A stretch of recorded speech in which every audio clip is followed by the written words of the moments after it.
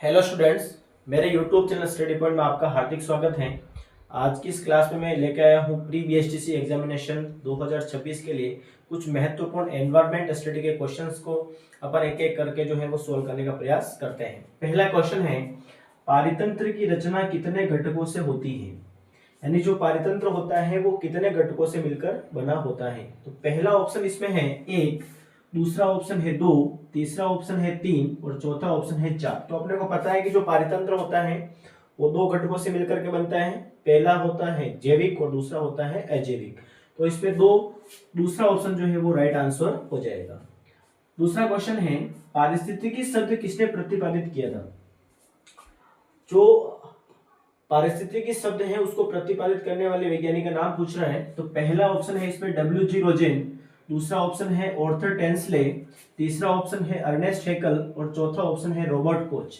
तो पारिस्थितिकी शब्द को प्रतिपादित करने वाले जो वैज्ञानिक थे वो थे अर्नेस्ट हैकल थे। तो इसमें जो तीसरा ऑप्शन है वो राइट आंसर हो जाएगा। तीसरा प्रश्न है, निम्न में से अजैविक घटक है, यानी कि कौन सा अजैविक घटक है?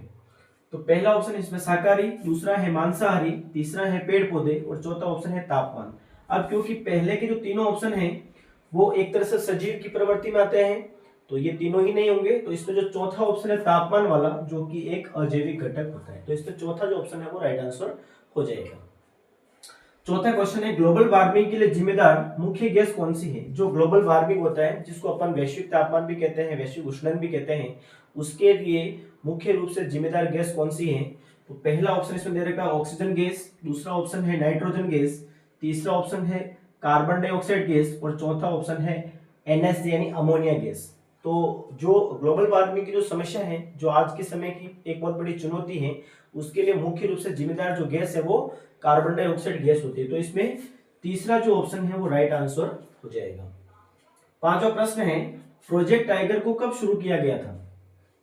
जो प्रोजेक्ट टाइगर है इसको केंद्र सरकार ने कब इसको जो है वो शुरू किया था? तो पहला ऑप्शन इसमें 1972, दूसरा ऑप्शन है 1973, तीसरा ऑप्शन 1974 और चौथा ऑप्शन 1975। जो प्रोजेक्ट टाइगर है उसको सेंट्रल गवर्नमेंट ने जो है 1973 के अंदर शुरू किया था। तो इसमें दूसरा जो ऑप्शन है वो राइट आंसर हो जाएगा। छठा प्रश्न है, कार्बन की दृष्टि से सर्वोत्तम किस्म का कोयला कौन सा है? कार्बन की प्रतिशत मात्रा के आधार पर सर्वोत्तम कोटि का कोयला कौन सा है, इसके बारे में पूछ रहा है। पहला ऑप्शन इसमें पीट कोयला, दूसरा ऑप्शन है लिग्नाइट कोयला, तीसरा ऑप्शन है बिटुमिनस कोयला और चौथा है एंथ्रेसाइट। तो कार्बन की प्रतिशत मात्रा के आधार पर सर्वोत्तम किस्म का जो कोयला होता है वो होता है एंथ्रेसाइट कोयला, जिसके अंदर कार्बन की प्रतिशत मात्रा 80 से लेकर 90% तक होती है। तो इसमें जो चौथा ऑप्शन है वो राइट आंसर हो जाएगा। और यहाँ पर जो पीट कोयला होता है ये सबसे निम्न कोटि का कोयला होता है, जिसके अंदर कार्बन की प्रतिशत मात्रा 20 से लेकर 30% होती है। सातवां प्रश्न है, निम्न में से नगदी फसल कौन सी है ना? पहला ऑप्शन इसमें दे रखा है चावल, दूसरा है गेहूं, तीसरा है तंबाकू और चौथा है दाल। नगदी फसल यानी फसल के साथ साथ में जो है वो कैश प्राप्त होता है, नगद प्राप्त होता है, नगद राशि जो है वो प्राप्त होती है। तो इन चार ऑप्शन के हिसाब से जो यहाँ पर तंबाकू है वो एक नगदी फसल है, तंबाकू को अपन नगदी फसल में गिनते हैं। इसी प्रकार से गन्ना भी होता है ना।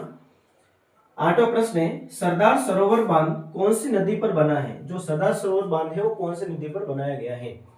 तो पहला ऑप्शन इसमें गंगा नदी, दूसरा है नर्मदा नदी, तीसरा है ब्रह्मपुत्र नदी और चौथा ऑप्शन है लूनी नदी। तो जो सरदार सरोवर बांध है वो गुजरात के अंदर है, जो कि नर्मदा नदी के ऊपर बनाया गया है। तो इसमें दूसरा जो ऑप्शन है वो यहाँ पर राइट आंसर हो जाएगा। Okay students, thank you.